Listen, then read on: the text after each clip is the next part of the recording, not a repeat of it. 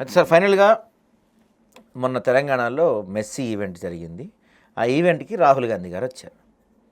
రాహుల్ గాంధీ గారు గతంలో తెలంగాణలో ఈ కులగణన గురించి, బీసీలకి 40% రిజర్వేషన్ల గురించి పెద్ద ఎత్తున ఇక్కడి నుంచి ఒకళ్ళు వెళ్ళి ఢిల్లీలో ధర్నా చేసినప్పుడు ఆయన రావడానికి టైం కుదరలేదు. ఇక్కడ కూడా దాని గురించి ఆయన పెద్దగా ఏం మాట్లాడింది లేదు. గ్లోబల్ సమ్మిట్ అని ఏదో సరే అది ఏదైనా కానివ్వండి, గ్లోబల్ సమ్మిట్కి ఆయనకు రావడానికి టైం కుదరలేదు. కానీ మెస్సీ వచ్చాడంటే మాత్రం వెంటనే వచ్చారు. ఆ రోజు చాలాసేపు ఇక్కడ టైం గడిపారు. దాంతోపాటుగా ఈ రోజుకి కూడా రాహుల్ గాంధీ గారు పార్లమెంట్లో అదే ఓట్ చోరీ గురించి మాట్లాడుతున్నారు. నిన్నగాక మొన్న కూడా ఓట్ చోరీ గురించి రామ్లీలా మైదానంలో ఒక భారీ బహిరంగ సభ పెట్టారు. అంటే ఆల్రెడీ వీళ్ళు బీహార్లో చూశారు. బీహార్లో ప్రజలు, బీహార్లో ఫస్ట్ ఎత్తుకుంది నేను బీహార్లోనే కదా ఓట్ చోరీ గురించి. బీహార్లో చూశారు. బీహార్లో ప్రజలు వీళ్ళని తరిమేశారు. 60 స్థానాల్లో పోటీ చేస్తే గట్టిగా 6 కూడా గెలిచినట్టు కనపడలేదు వీళ్ళు. అంటే ఈ స్ట్రాటజీ ఫెయిల్ అయిపోయింది. అంటే ఓట్ చోరీ అనే స్ట్రాటజీ ఫెయిల్ అయిపోయింది. సో అక్కడితో ఆ ఫెయిల్ అయిపోయిన స్ట్రాటజీని పక్కన పెట్టి కొత్త స్ట్రాటజీ ఎత్తుకోకుండా ఈ రోజుకి ఇప్పటికి కూడా ఇంకా ఆ ఓట్ చోరీ గురించే మాట్లాడుతున్నారు. తెలంగాణలో సమస్యల గురించి మాట్లాడటానికి అప్పుడు తెలంగాణలో ఈ సమస్యలు ఉన్నాయి రండి మాట్లాడతాం కంటే లేదు నేను ఓట్ చోరీ గురించి దేశవ్యాప్తంగా ఉద్యమం చేస్తున్నా, ఇక రావడానికి టైం లేదన్నారు. అంటే ఆ ఓట్ చోరీ గురించి రావడానికి టైం లేదన్నాడు. మెస్సీ ఉద్యమానికి ఎలా వచ్చాడు? మెస్సీ మూమెంట్ ప్రోగ్రామ్కి ఎలా వచ్చారు? మరి ఇప్పుడేమో ఆల్రెడీ జనం తిప్పికొట్టినా ఇంకా ఓట్ చోరీ గురించే ఆయన మాట్లాడుతున్నారు. అంటే రాహుల్ గాంధీ గారికి ఒక క్లారిటీ లేదా, లేకపోతే నిజంగానే దేశవ్యాప్తంగా ఏదన్నా బీజేపీ ఓట్ చోరీ పెద్ద ఎత్తున ప్లాన్ చేస్తుంది అనుకోవాలా?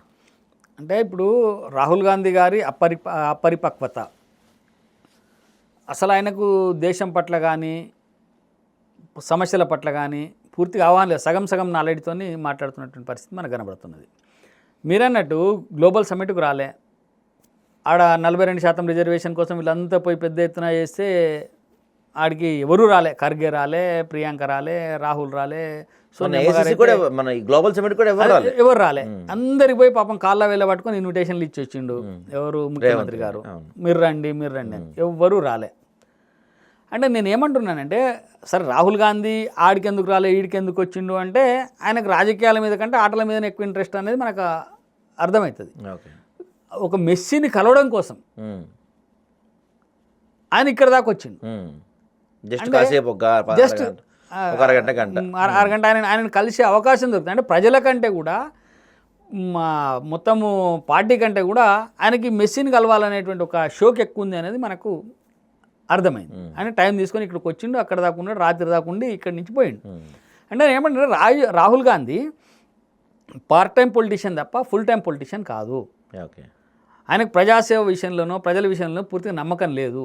ఏదో నేను ఒక ఎంపీ గెలవాలా ఇట్లా ఉండాలి, దాన్ని ఏమంటాం మన గారాల బిడ్డ అంటాం కదా, బాగా సంపన్న కుటుంబంలో పుట్టిన గారాల బిడ్డే టైప్ అనమాట. ఆయన అనుకున్నది చేస్తాడు అంతే తప్ప ఏదో దీన్ని సరిదిద్దాలి, కుటుంబాన్ని దారిలో పెట్టాలి, దీంట్లో మనం ఇంకా పెద్దలు సంపాదించిన ఇంకా పెంచాలి అనే రకం కాదు. కాబట్టి ఆయన గురించి పెద్దగా మాట్లాడాల్సినటువంటి అవసరం కూడా లేదు. రెండోది ఓట్ చోరీ విషయానికి వచ్చినప్పుడు ఓట్ చోరీని ఆ ఇండి కూటమి పక్షాలు పూర్తిగా తిరస్కరించినాయి.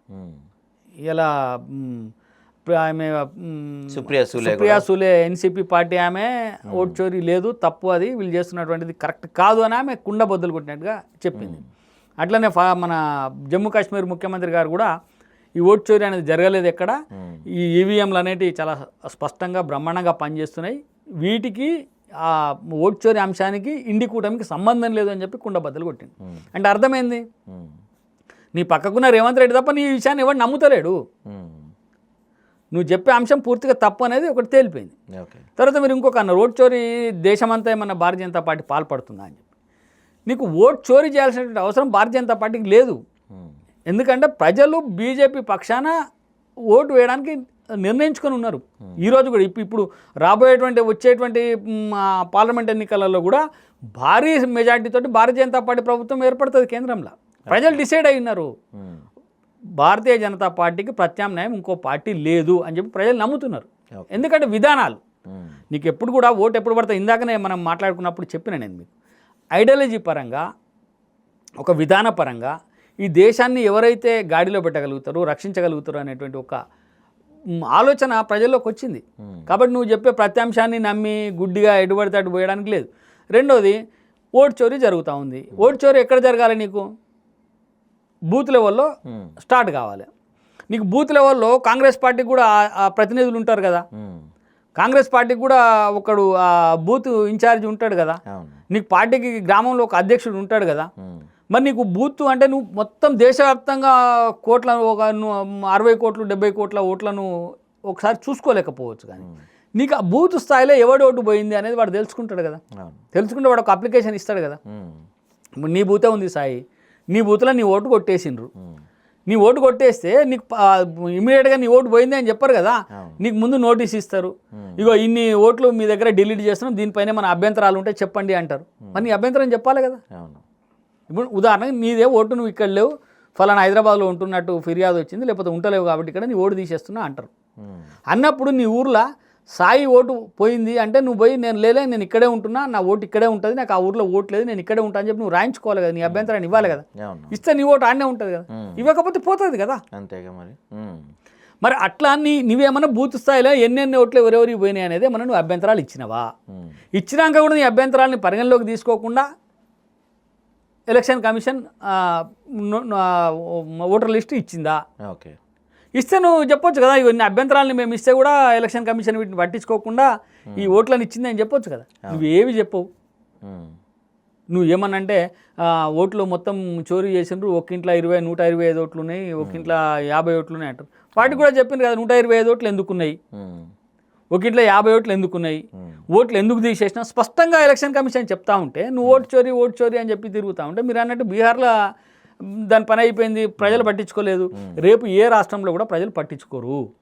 గెలిచిన దగ్గరనేమో ఓటు చోరీ జరగలేదు, నీకు గెలవని దగ్గరనేమో ఓటు చోరీ జరిగింది. ఇది ఎట్లా కరెక్ట్? నీకు బ్యాలెట్లు అంటారు, బ్యాలెట్ ఉండాలి. ఈవీఎంలు తెచ్చిందే వాళ్ళ నాయన రాజీవ్ గాంధీ.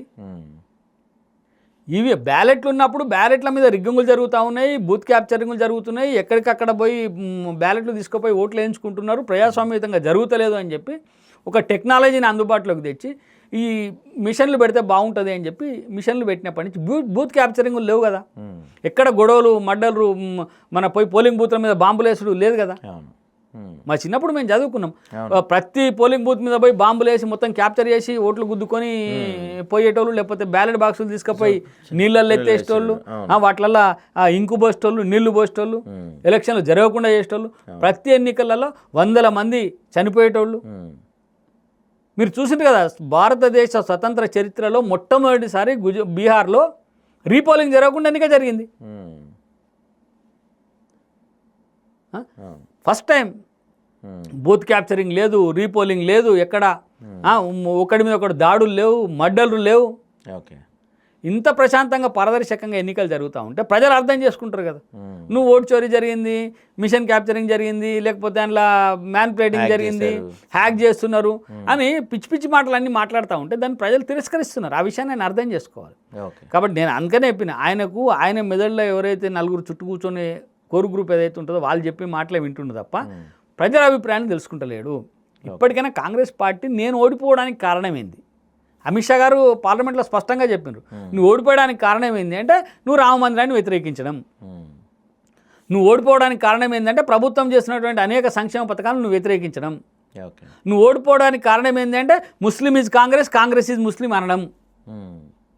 బీహార్లో నువ్వు ఓడిపోవడానికి కారణం ఏంటంటే ఇక్కడ ముఖ్యమంత్రి బీహార్ ప్రజలను తిరస్కరిస్తూ చీత్కరిస్తూ మాట్లాడడం. రకరకాల కారణాలని వాటన్నింటిని పట్టించుకోకుండా నువ్వు హిందూ అంటున్నావు, మతాన్ని ప్రేరేపిస్తున్నావు అని నిర్లజ్జగా ఒక ముఖ్యమంత్రి Congress is Muslim, Muslim is Congress అని చెప్పిండు. కానీ ఎప్పుడు BJP Hindu is BJP, BJP is Hindu అని చెప్పలేదే. కాబట్టి ఇవన్నీ అంశాలు నువ్వు చేస్తున్నటువంటి మతోన్మాదము, నువ్వు చేస్తున్నటువంటి ఉగ్రవాదులకు మద్దతు చేయడము, నువ్వు పహల్గామ్లో దాడి జరిగితే అది కరెక్ట్ కాదు, అది ఎట్లా దాడి ఎందుకైతే అది నిజంగా ఉగ్రవాదులు చేయలే అని అంటివి. సర్జికల్ స్ట్రైక్ చేస్తే సర్జికల్ స్ట్రైక్ ఎట్లా కరెక్ట్ ప్రూఫ్స్ ఏమి అని అంటివి. అంటే దేశానికి వ్యతిరేకంగా నువ్వు మాట్లాడుతున్నావు, దాన్ని మార్చుకుంటే ప్రజల్ని ఆదరిస్తారు. రైట్. కాబట్టి రాహుల్ గాంధీ ఈ ఓట్ చోరీ విషయాన్ని ప్రజలు పట్టించుకోవట్లేనటువంటి విషయం మనకి ఇంకెప్పుడు తెలుస్తుందో నాకు తెలియదు. కాబట్టి ఆయన ప్రజలు ఎందుకు పట్టించుకుంటున్నారు అనే దాని మీద కొంత సర్వే చేసుకోవాలి. మేము ఎందుకు ఓడిపోతున్నాం అనే దానిపైన అంతర్గతంగా ఆలోచన చేసుకుంటే బాగుంటుంది. Okay, thank you sir.